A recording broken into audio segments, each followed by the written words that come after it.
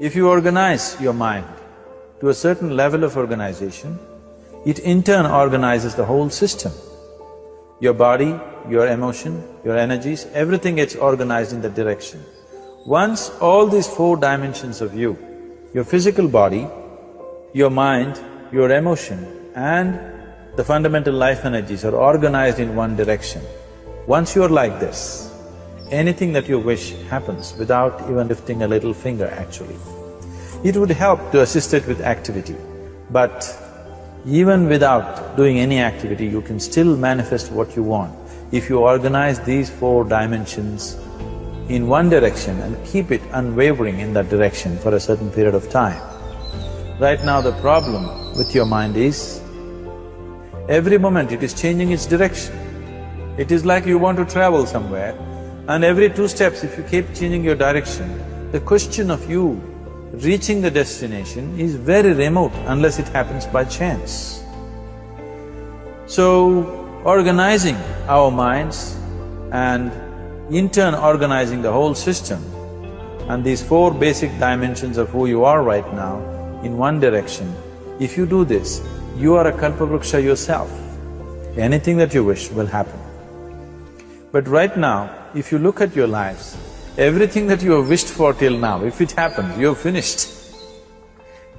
Everything and everybody that you have desired for, if all of that lands up in your house today, could you live with that? So organizing our minds fundamentally means moving from a compulsive state of activity to a conscious state of activity.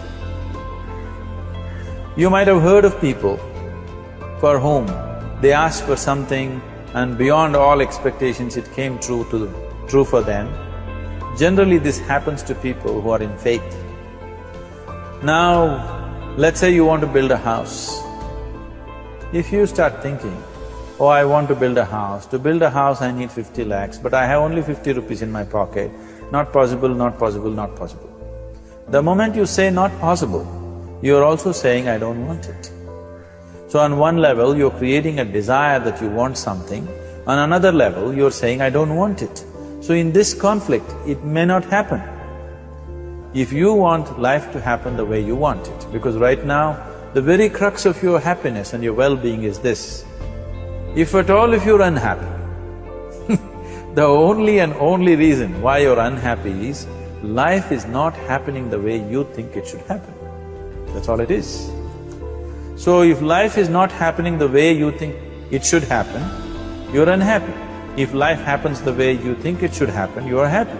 It's as simple as that.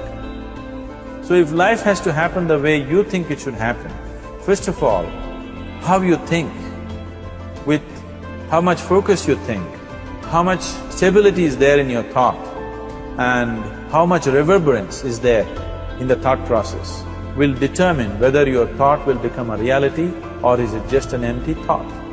Or how you do not create any impediments for your thought by creating negative thought process. Is something possible or not possible? Is destroying humanity. What is possible and not possible is not your business, it's nature's business. Your business is just to strive for what you want. You're using the past experience of life as a basis for deciding whether something is possible or not possible. Or in other words, you have decided that what has not happened till now cannot happen in your life in future. This is a disgrace to humanity and the human spirit. What has not happened till now on this planet can happen tomorrow. Human beings are capable of making it happen tomorrow. So what is possible and what is not possible is not your business. That is nature's business. Nature will decide that. You just see what is it that you really want and strive for that. And if your thought is created in a powerful way, without any negativity, without any negative thoughts bringing down the intensity of the thought process, it will definitely manifest. The whole existence today, modern science is proving, is just a reverberation of energy. It is a vibration. Similarly, your thought is also a vibration. If you generate a powerful thought and let it out, it will always manifest itself. So generally, people are using faith as a means to remove the negative thought. Today, once you have become thinking human beings, your faith is not too deep. It doesn't matter how much faith you think you have, somewhere doubts always crop up. Right now, the way your minds are made, this moment, if God appears right here, you will not surrender to Him. You will want an investigation whether He is really God or not. With this kind of mind, you should not waste your time on faith. So there is an alternative, which is commitment. If you simply commit yourself to creating what you really care for, now once again, your thought gets organized in such a way, there is no such thing as whether it's possible or not possible. There is no hurdle in your thought process. Your thought flows freely towards what you want. Once this happens, making it happen will also naturally follow. So to create what you really care for, first and foremost thing is that what you want must be well manifested in your mind, that this is what I want. Is that what you really want? You must look at it, because any number of things in your life you have thought, this is it. The moment you reach there, you realize that's not it, it's the next one and the next one and the next one. So what is it that one really wants is one thing. First of all, we must explore. Once that is clear and we are committed to creating it, now there is a continuous process of thought in that direction. Once you can maintain a steady stream of thought without changing direction, definitely this is going to happen in your life, or it will definitely manifest as a reality in your life. So, either you make this human form into a kalpa vriksha, or you make it into one big mess, which is happening all over. So at every stage in our life, we tend to think, this is it. If this one thing happens, everything will be fine with my life. You reach there and you realize that's not it, and you postpone it to something else and something else. This is going on. The first and foremost thing is, you must be clear what is it that you really want. If you do not know what you want, the question of creating it doesn't arise. If you look at what you really want, what every human being wants is, he wants to live joyfully, he wants to live peacefully. In terms of its relationships, he wants it to be loving and affectionate. Or in other words, all that any human being is seeking for is pleasantness within himself, pleasantness around him. If this pleasantness, if it happens in our body, we call this health and pleasure.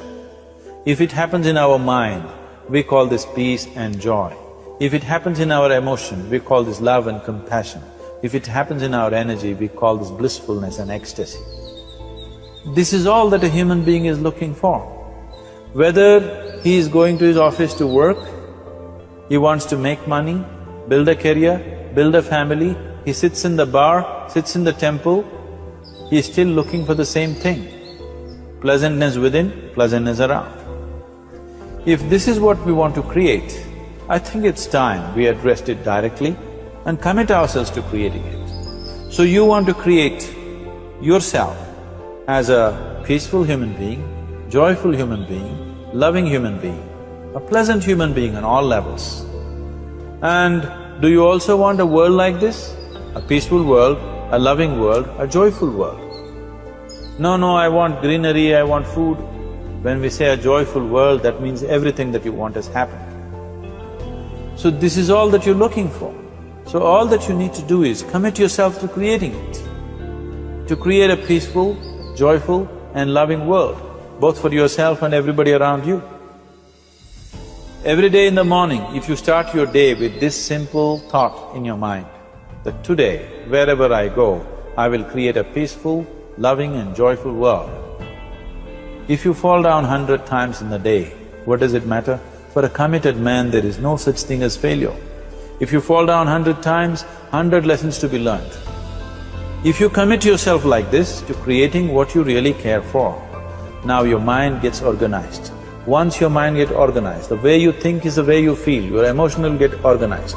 Once your thought and emotion is organized, your energies will get organized in the same direction. Once your thought, emotion and energies are organized, your very body will get organized. Once all these four are organized in one direction, your ability to create and manifest what you want is phenomenal. You are the creator in many ways.